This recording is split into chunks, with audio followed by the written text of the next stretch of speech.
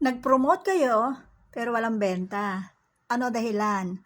Inayos nyo ba yung pagpo-promote nyo?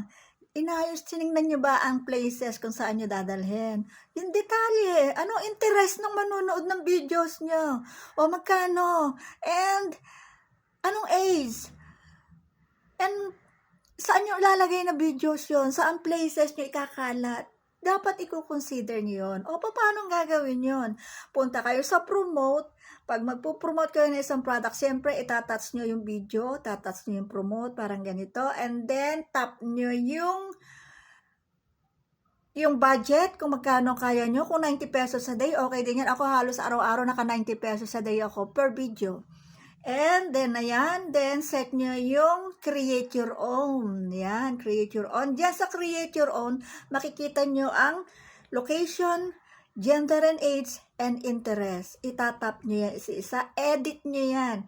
So, i-edit nyo ang location. Ayan, saan dapat mapunta? Mimaropa, Calabarzon, Metro Manila. Kung saan mas maraming tao na may interest dun sa inyong video, dun nyo dalhin.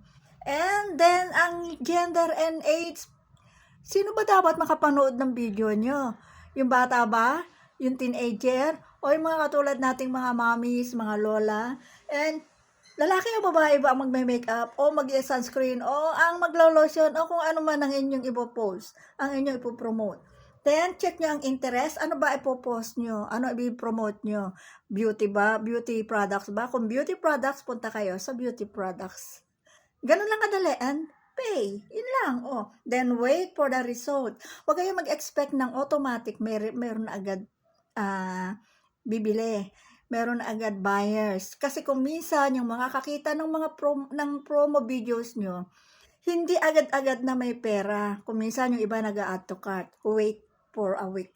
Karamihan ng videos ko na nakatrending o maraming sales, before ko pa yun na-promote. Katulad itong ano na to, ayan, hindi agad-agad ang benta. Wait.